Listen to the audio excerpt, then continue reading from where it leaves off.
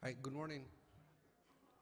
We're gonna go ahead and get started so we can actually be on time and have everyone out of here by the time you're supposed to.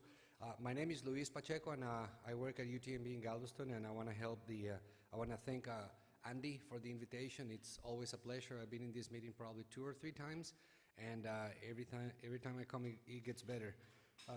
I've been putting together meetings like for the last 15 years, and I can remember one single time where in the morning I've seen so many amazing speakers, so you're all in for a treat.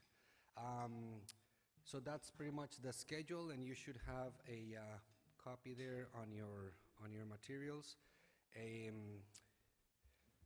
In terms of endorsement and disclosures, pretty much every speaker has provided a disclosure, and you should also have availability for that. In terms of your CME credits, it's listed in your material as well, how many CME credits you can actually claim as a physician. If you're a nurse, how many hours, and then other participants will get a certificate of participation, and you can actually claim them at the website that is described here. Couple of reminders like housekeeping issues. Be sure you actually fill the evaluation program prior to leaving. That's really important for feedback for organization of future meetings. And meetings are being recorded, so be sure you behave during those, okay? All right, so we're just gonna go ahead and get started. The first talk is gonna be regarding C-5 inhibition in thrombotic microangiopathies in pregnancy. This is gonna be given by Dr. Burwick. He's an associate professor at San Gabriel Valley Perinatal Medical Group in LA. He studies the role of complement proteins in preeclampsia, HELLP, atypical hemolytic uremic syndrome, and COVID-19. He was the principal investigator on clinical trials evaluating complement blockade for the treatment of preeclampsia and severe COVID-19 during pregnancy. So, Dr. Burwick, all yours.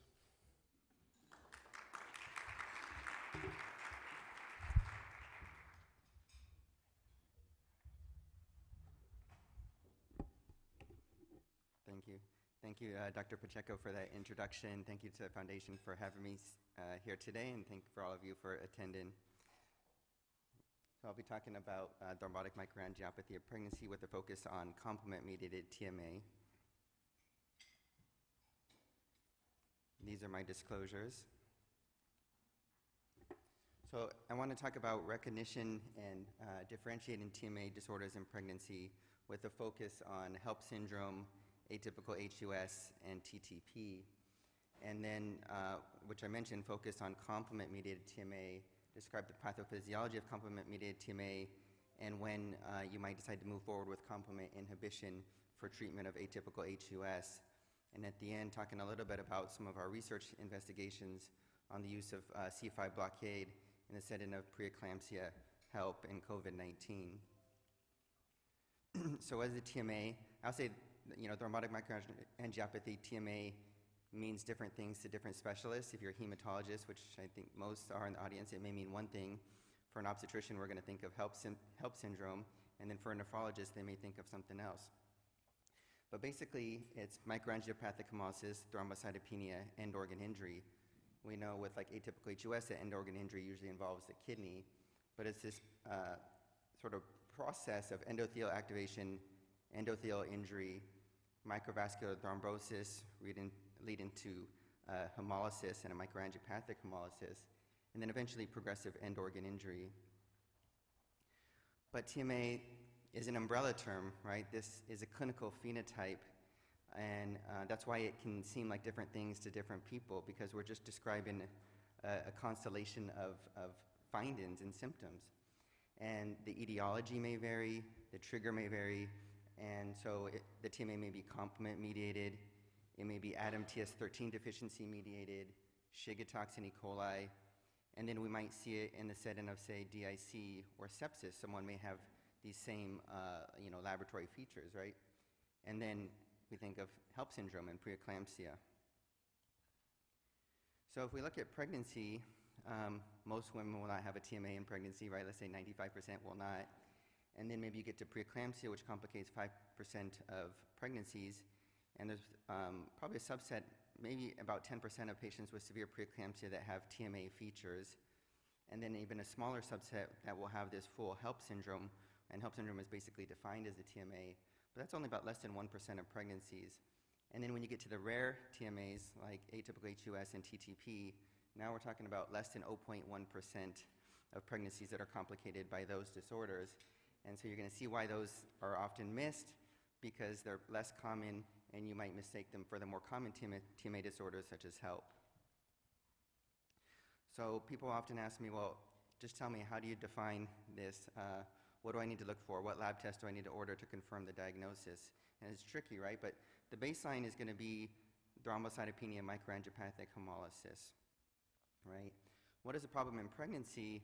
Well, thrombocytopenia is relatively common. About 10% of women in pregnancy will have a platelet count under 150,000. So what that means, it's often disregarded, especially when the thrombocytopenia is mild in the range of 100 to 150. Most obstetricians won't worry too much in that range and won't pursue much of an investigation. The other part is the hemolysis.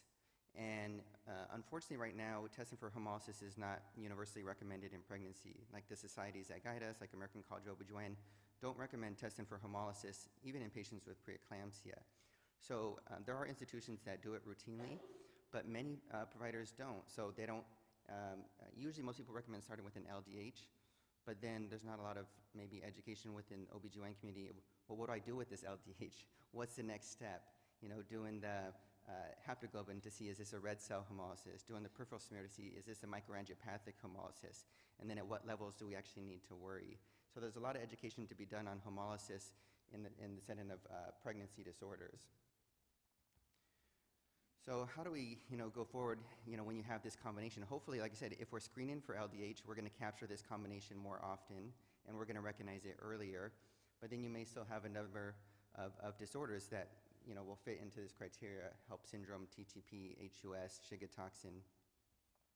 So there's certain features, you look at the laboratory features, you look at the time, when does it occur in the pregnancy, and then what's the progression of the disease. So for HELLP, we say, okay, well, yeah, you have hemolysis, thrombocytopenia, but you should also have liver enzymes by definition, and it should resolve with delivery, because we say the treatment for HELLP syndrome is delivery.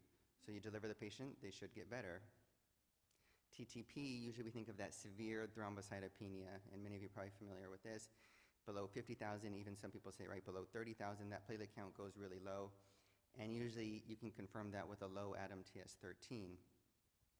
HUS is, we think of that severe kidney failure. That seems to be like a hallmark feature, and that really stands out in atypical HUS, that hemolysis, thrombocytopenia, but rapidly progressive severe kidney failure.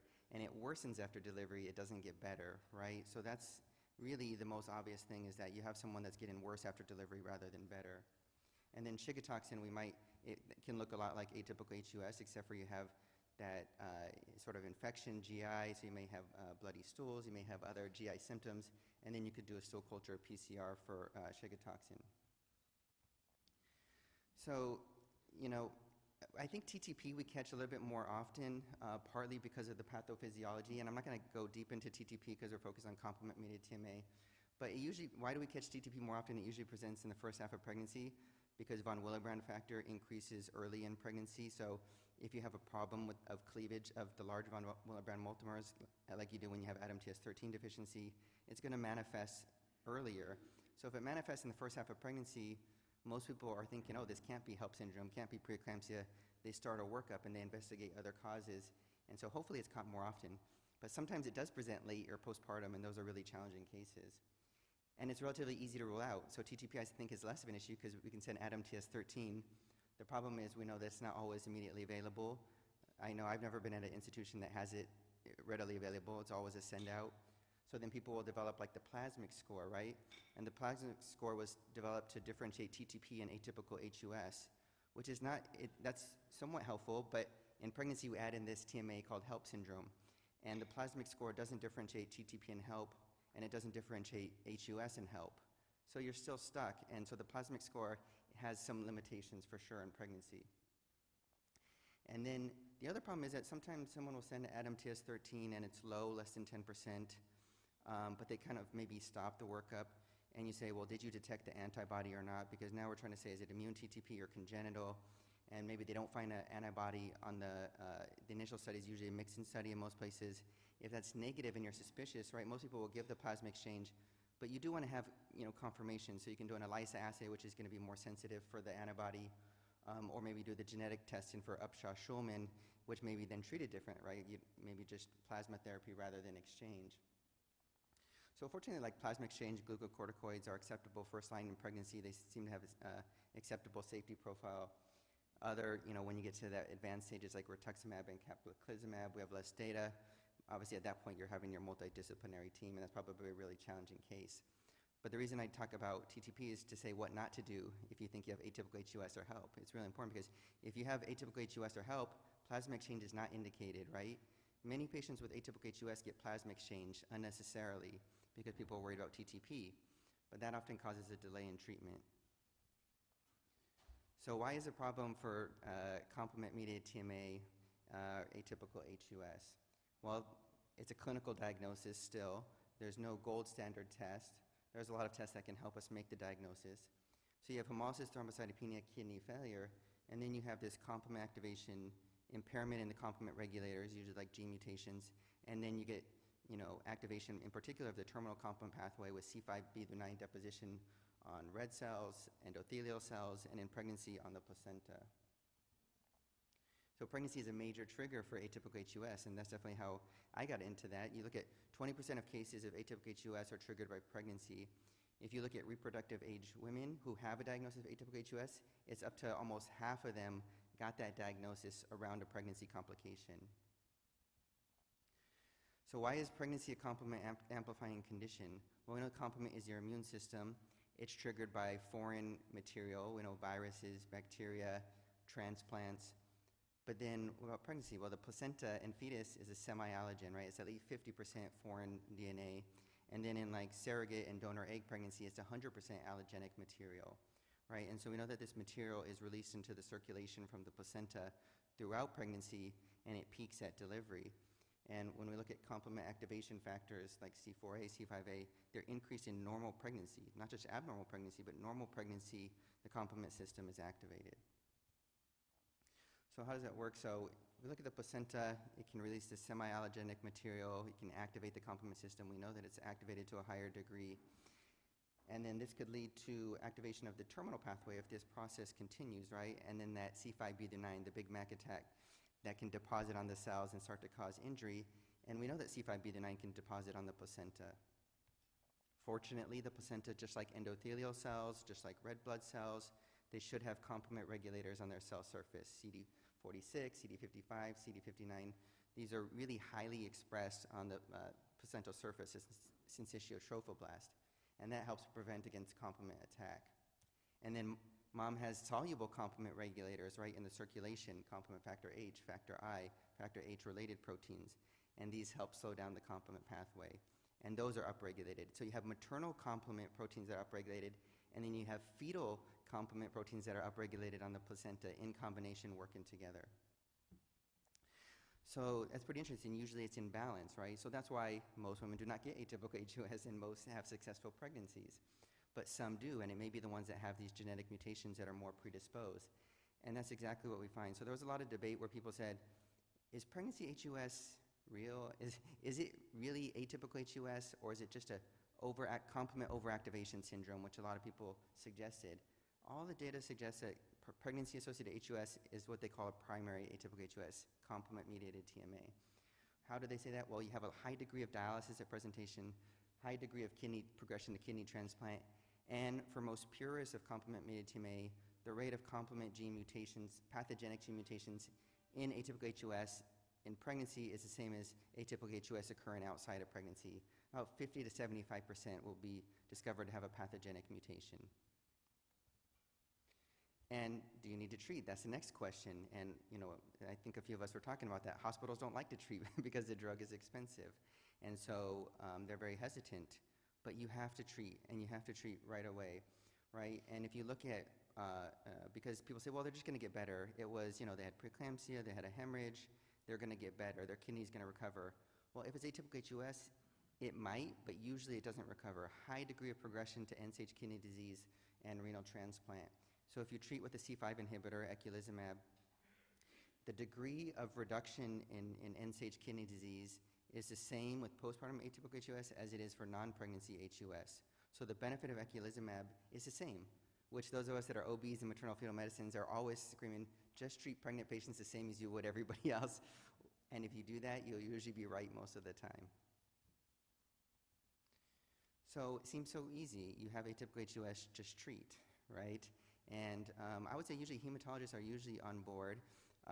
Sometimes other specialists are a little bit harder to convince. So what's the dilemma? Other than cost aside, because we know it's FDA approved for treatment. The problem is other complications occur. So atypical HUS is often preceded by preeclampsia, postpartum hemorrhage, abruption, fetal demise, right? This makes the picture a little bit messy. Although I would say if you had a preeclampsia, a hemorrhage, you were in ICU and you had a DVT or PE, nobody would be surprised. Everybody said, well, of course, it was a setup. And same thing, we're starting to learn that just like the coagulation cascade is in careful balance, so is the complement cascade. And those who are predisposed to complement dysregulation, when you start adding in these insults, they get pushed over towards atypical HUS. So this is this clinical dilemma, preeclampsia, hemorrhage, TTP, HUS, and then I'll throw in acute tubular necrosis. So why is it so hard? Because this lack of clinician experience. It's a rare disease. Obstetricians are often on the front line. They may not even alert the hematologist. There's not a gold standard test that someone can just send. The other problem is once patients diagnosed with preeclampsia HELLP syndrome, no one wants to add another diagnosis, and especially when most people view this as some rare genetic disorder, and the provider tell me, now you think she has some weird genetic disorder, some zebra diagnosis, but we're finding out it's more common than we think. And then there's a preference for plasma exchange. So even when TTP seems very unlikely, physicians prefer to start with plasma exchange, even though it's ineffective for HUS. Hesitation to perform kidney biopsy. And I don't know if there's any nephrologists here, but nephrologists hardly ever want to perform a kidney biopsy on a postpartum patient who's edematous, thrombocytopenic, and anemic. I can't really blame them, right? So you don't get the definitive, I would say that's your gold standard test, is a renal biopsy showing the TMA, tissue diagnosis. But we don't have that, and it's the hardest to get and some risk to it. And then often, so you say, well, if the ADAM-TS13 is normal, it must be atypical HUS. That's what we're taught. But the problem is now we have this diagnosis, acute tubular necrosis. So someone has a normal ADAM-TS13 and they have this renal failure. It's often attributed to acute tubular necrosis without a renal biopsy. And it's very hard to differentiate with just urine sediment alone. And ATN doesn't explain hemolysis. So if there's hemolysis, we have to think it might be something more. So why did these get confused with each other? HELLP is hemolysis, thrombocytopenia, liver injury, HUS, hemolysis, thrombocytopenia, kidney injury. But we know there's overlap. HELLP syndrome can have kidney injury, HUS can have transaminitis. They both have hypertension, proteinuria, pulmonary edema, seizures. Atypical HUS starts to sound a lot like preeclampsia. Preeclampsia starts to sound a lot like atypical HUS. So we looked at this because in clinical practice, yes, they sound similar, but they're very different in clinical practice. HELLP syndrome, we deliver, they get better. We deliver, they get better. We deliver, they get better. Over and over and over again. And what you see with postpartum HUS, they don't. They get worse. And we see this persistent hemolysis and persistent kidney failure after delivery. So we wanted to look at just basic lab parameters to see if this is true.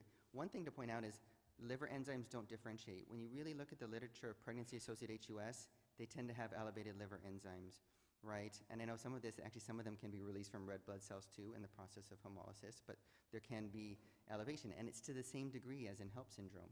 So liver enzymes don't differentiate, and that sometimes leads people in the wrong direction. The most important, creatinine and LDH, hemolysis, renal failure, which makes sense because that's the hallmark features of disease. The creatinine is much higher in atypical HUS than it is in HELLP syndrome. The hemolysis is much higher in HUS than in HELLP syndrome. In HELLP, you usually have a very mild, low-grade LDH elevation. Average here 600s, often even 300s, 400s, like a low-grade LDH elevation.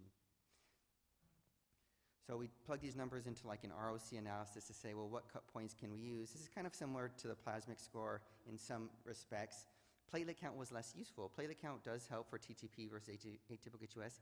It doesn't seem to help as much for HELLP versus atypical HUS. The most important, like creatinine over 1.9, very uncommon in HELLP syndrome. LDH over 1800, also very uncommon. But the key is the combination. The key is the combination, because how many things cause kidney failure and hemolysis at the same time? And that gets very, very small, and that's a very unique feature for atypical HUS. So for us, we found that if you have a creatinine over 1.9 and an LDH over 600, especially at day 2, now day 3 postpartum, it's like 95% specific for atypical HUS. Now, you do have to send out things. Now, many people have suggested very long laboratory workups. We just don't find that feasible most of the time. I do think it's good to be thorough with the differential diagnosis. ADAM-TS13, you have to have. Many insurance companies require the shigatoxin, especially if you're going to transition to outpatient treatment. They want to see a negative test on record. The congenital TTP I usually get together with a complement genetic test, and our panel usually includes testing for Upshaw-Schulman. Usually includes genetic mutations associated with B12 deficiency as well. So the genetic panels are often good that they include all of those. You can send a B12 pretty easily for pseudo-TMA. Then look in, but sepsis, DIC, people always ask about that. Well, yes, if you have sepsis, you have to treat the sepsis. That's probably, triggering this, and treat the sepsis and then kind of evaluate how the patient is doing. DIC, same thing. But if you have DIC at 72 hours postpartum, very unusual, right? Then you might have acute fatty liver, because then you might be talking about severe liver failure, because why do you have a DIC if you're not continuing to bleed at 3 days postpartum? So people say, well, do you need to have this other stuff to make the diagnosis? I don't. It's still clinical diagnosis. So genetic testing I send in everybody, but I don't use it to guide testing.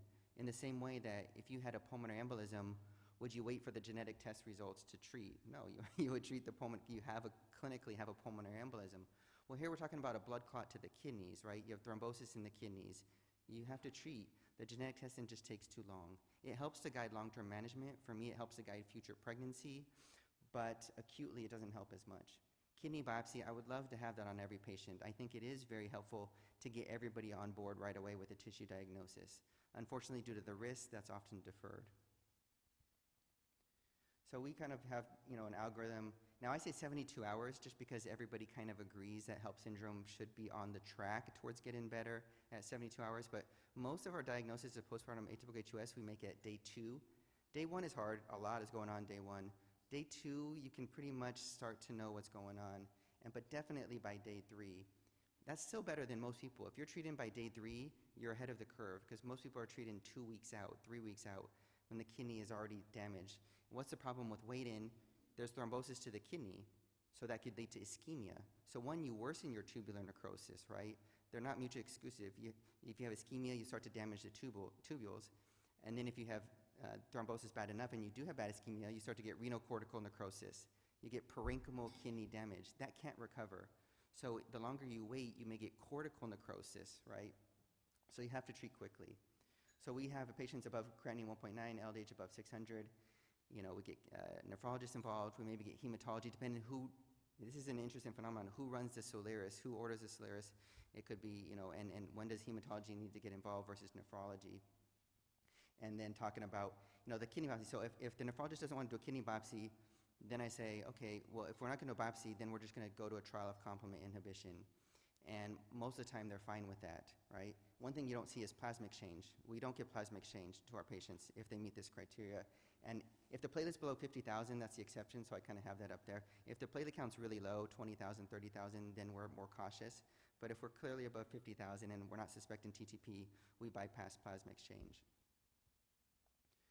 So, when you're talking about TMA in pregnancy or postpartum, could be ADAM-TS13 deficiency mediated, and then complement-mediated. Now, people ask me, well, why don't I use the term complement-mediated TMA? This is my own personal thing, because, well, then we'd have to include HELLP syndrome, because many cases of HELLP, which, Dr. Vaught has shown, we have shown with our work, many cases of HELLP and preeclampsia are complement-mediated. So HELLP is, in many cases, a complement-mediated TMA. So if you use that term, you have to say, okay, well, we have a complement TMA, is it HELLP or is it atypical HUS, right? So that's why it's a little tricky. But clearly, HELLP does seem to be maybe like a complement overactivation syndrome where it resolves really quickly with delivery, whereas atypical HUS progresses, and that's the main difference. So why can't you just do a complement test? Because this is exactly the problem. We used to say, oh, atypical HUS is complement-mediated, HELLP syndrome is, we say, angiogenic factors. It's not that clear cut, as we've shown. There's complement mutations in HELLP syndrome, a lot of them, right?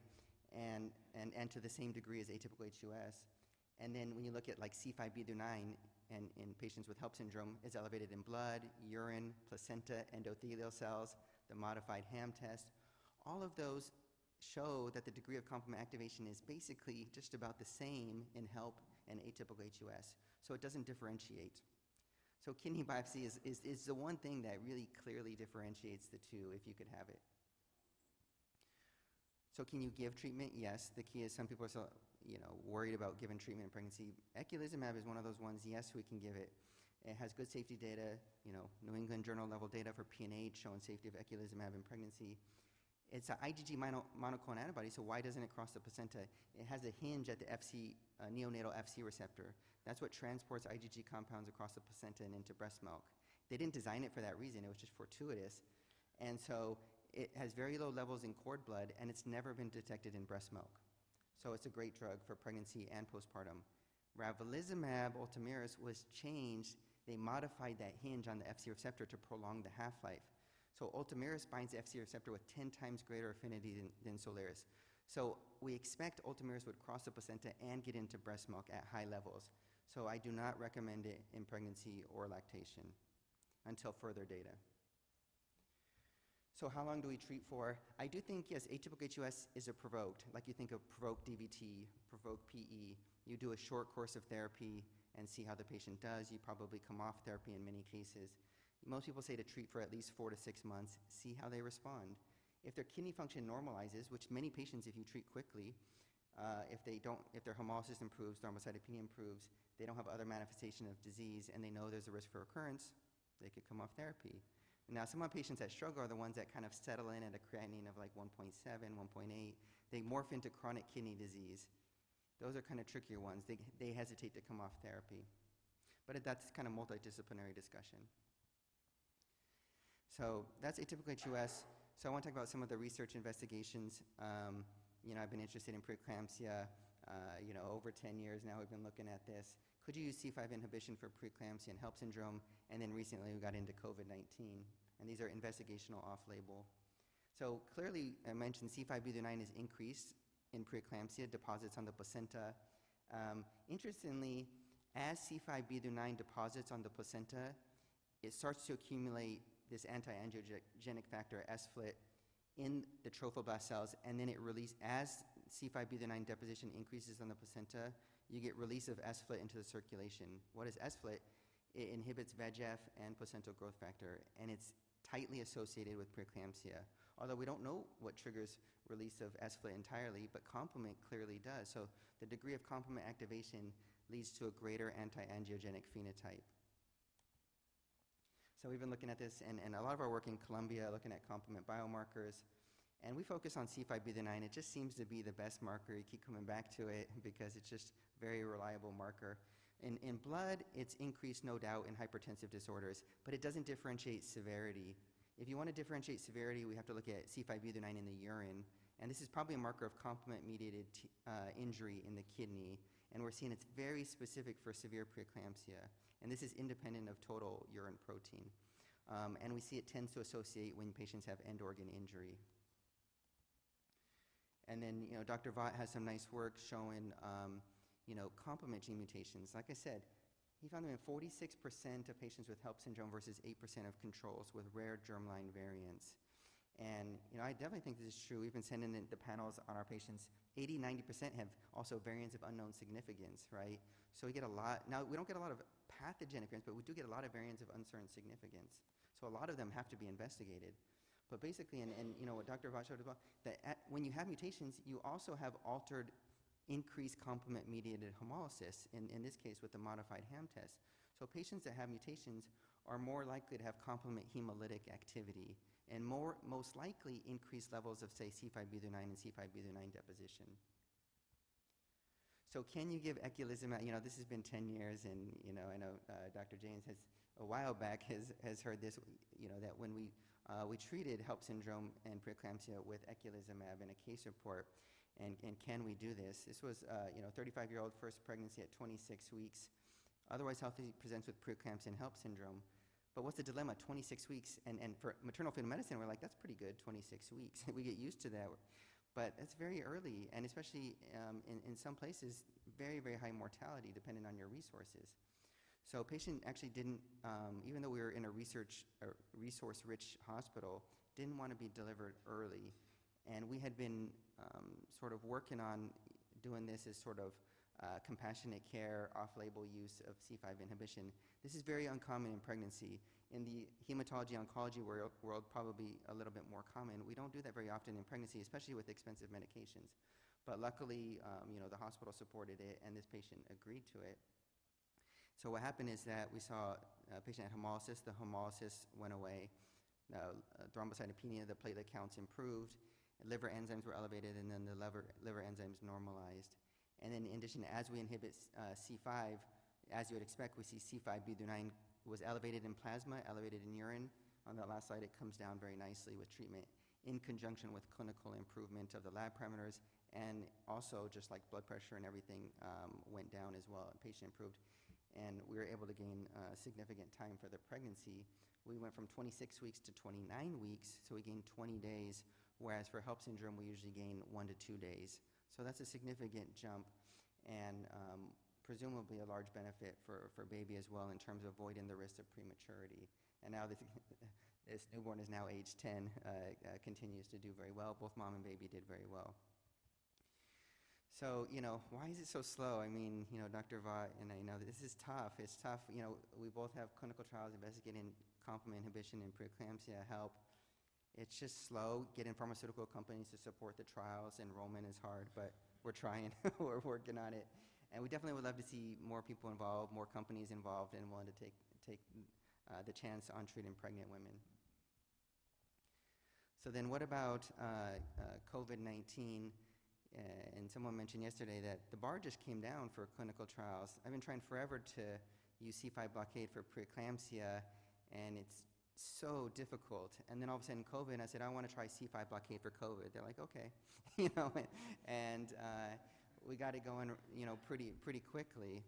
Why did we want to try C5 blockade for COVID? Well, we mentioned why is the complement system activated by foreign material? Well, there was nothing more foreign at the time than a virus that the body has never seen before.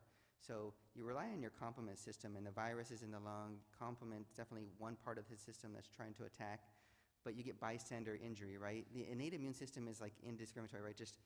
It just fires, and then you get bystander injury, and you see a lot of C5b-9 deposition in lung parenchyma and autopsy specimens in COVID-19, and you see a lot of pulmonary thrombi in the microvasculature, right? Pulmonary microvasculature. So some people said they were seeing a pulmonary TMA, but you didn't always see the systemic manifestations, but you saw almost like a pulmonary TMA in the setting of COVID-19. So we know pregnant women were getting very sick from COVID-19, at least when they got the disease. They were more likely to end up in ICU, mechanical ventilation, die from the disease, and much higher rate of preterm birth because they were getting so sick that obstetricians felt obligated to deliver the patient, right? So there's a high rate of preterm birth. But guess what? They weren't eligible for clinical trials, as we know. And this was a problem that we couldn't enroll patients in therapeutic trials. So I had this problem just like everybody else. I have a patient with COVID-19. There's 10 clinical trials open at my institution. The first exclusion criteria on every study is pregnancy. The second is, breastfeeding or lactating, patients. So they weren't eligible for anything. We had to give everything off-label, outside clinical trials. So luckily, I started to see this data on C5b-9, complement deposition in the lung. I said, well, can we try complement inhibition? And I knew that Soliris could be used in pregnancy. I knew the safety data, so we said, okay, obviously we had never tried in the setting of a viral illness, and that was a concern as well. But we said it's in patients with severe COVID, hospitalized, requiring oxygen with bilateral pneumonia. And this was earlier in the pandemic when we were seeing that really severe disease. So basically, patients got standard of care plus eculizumab. And interestingly, the eculizumab was a high-dose regimen because, and this was based on some pharmacokinetic studies that Alexion was doing, they were seeing very high levels of C5b-9, and they were starting to get feedback that the standard doses, like for atypical HUS, 900 milligrams every week was not enough. So they did 1,200 milligrams on day 1, 1,200 on day 4, 1,200 day 8. This was designed based on PK data. And that's a pretty big blast of complement inhibition, but it worked. So patients had really high plasma C5b9 up above 1,000 pre-treatment, and then they came down to just below 300 after treatment. So we ended up on not a large number, but 6 pregnant women and 2 postpartum. Most got about 2 doses of eculizumab. So they did very well. So none of them, these were all patients with severe disease. We were trying to prevent progression to critical disease. That was what I felt once the disease got critical, it was very hard to treat, right? And that's what everybody saw. So we tried to treat severe disease and prevent it from getting critical. So nobody progressed, nobody required ICU admission, nobody required mechanical ventilation, all discharged home within 2 weeks. And then obstetric outcomes were also very good. None of the patients delivered preterm due to COVID, no preterm labor, no preeclampsia, and no significant adverse maternal neonatal outcomes. The problem was it was open label, there wasn't an RCT, but just to show proof of concept that we can treat even in the setting of a viral illness if based on the stage of the pathophysiology of disease. So, in conclusion, pregnancy TMA is usually due to preeclampsia HELLP syndrome most of the time, but we know as clinical providers we've got to be aware for TTP aHUS. TTP, when you have that severe thrombocytopenia, you got to check the ADAM TS13. If you have that severe kidney failure that's progressing, you have to think about atypical aHUS, right? And yes, you can do the kidney biopsy, complement genetic testing. There's tons of complement tests. You can measure protein levels, factor H, factor I. You could do these fancy alternative pathway panels. Most of that is more useful for long-term management. Acutely, you don't have that kind of time to do those analyses. And we're not even sure how it would guide treatment. But we're getting there. We may have more data in the future. The suspicion is high. You can't delay treatment because this is a clot to the kidney. It's thrombosed. And you may be risking parenchymal damage to the kidney if you delay treatment. And remember that eculizumab is preferred over ravulizumab. I find that most people are unaware that ravulizumab is much higher risk than eculizumab because it's kind of pitched as the same thing, and they're just that mechanism of action is just slightly different.